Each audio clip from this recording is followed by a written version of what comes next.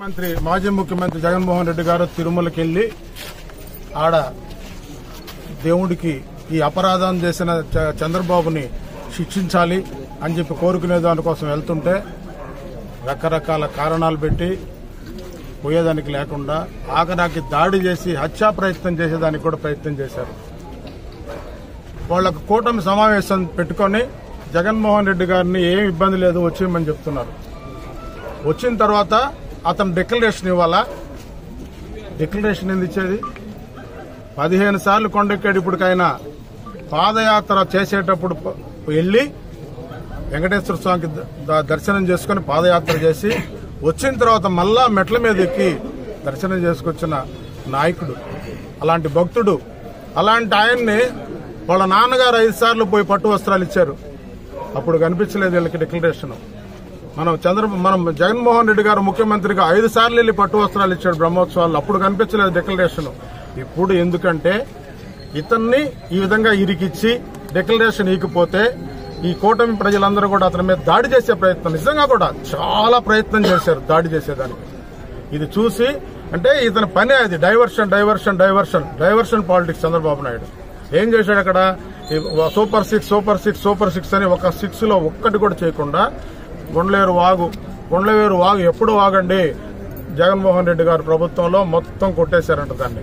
అందువల్ల 100 మంది చచ్చిపోయారు. ఇప్పుడు అందరూ మునిగిపోయారు. పడవలు జగన్మోహన్ ఇప్పుడు పోండి మైపాడు బీచ్ దగ్గరికి అన్నిటికీ అబ్బులుగా వేస్తుంటది. వైఎస్ఆర్ పార్టీ రంగులు వేస్తుంటాయి పడవలన్నిటికీ.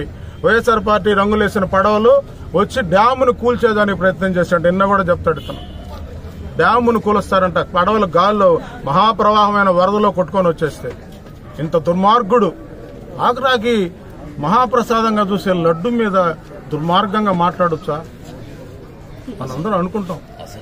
అసత్యం మాట్లాడొచ్చా?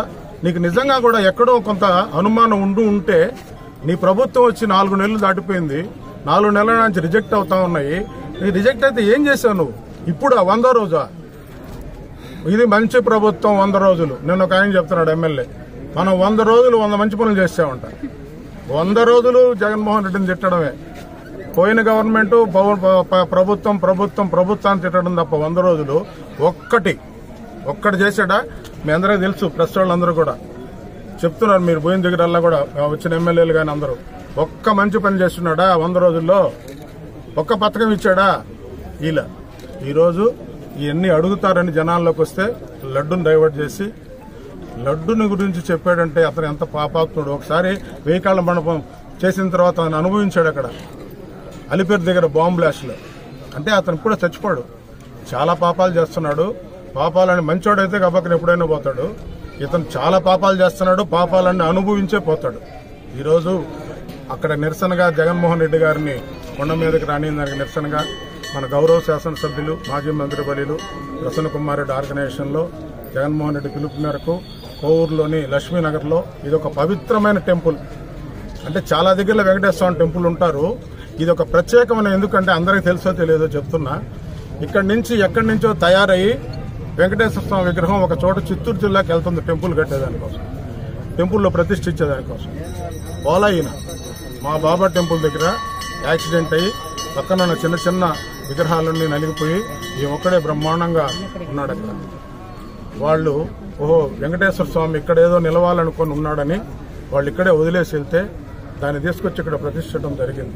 ఈ స్థలాన్ని కూడా మన శాసనసభ్యులు ఉన్నప్పుడు ఎమ్మెల్యే గారు ప్రసన్న కుమార్ రెడ్డి గారు ఈ స్థలాన్ని కూడా గ్రాంట్ ఇవ్వడం జరిగింది. ఇక్కడ ఉండేవాళ్ళు శివాజీ లక్ష్మీనగర్లో ఉన్న మన నాయకులందరూ వచ్చి అడిగితే ఈ స్థలాన్ని పంచాయతీ ద్వారా ఎమ్మెల్యే గారు ఇవ్వడం జరిగింది. ఇది నిజంగా చూడ చాలా పవిత్రమైన టెంపుల్. ఇక్కడ అతన్ని శిక్షించాలని కోరుకుంటున్నాం. మా వీడియోస్ కనుక నచ్చినట్లయితే లైక్ అండ్ షేర్ చేయండి. మరిన్ని వీడియోస్ కోసం మా ఛానల్ సబ్స్క్రైబ్ చేసుకోండి.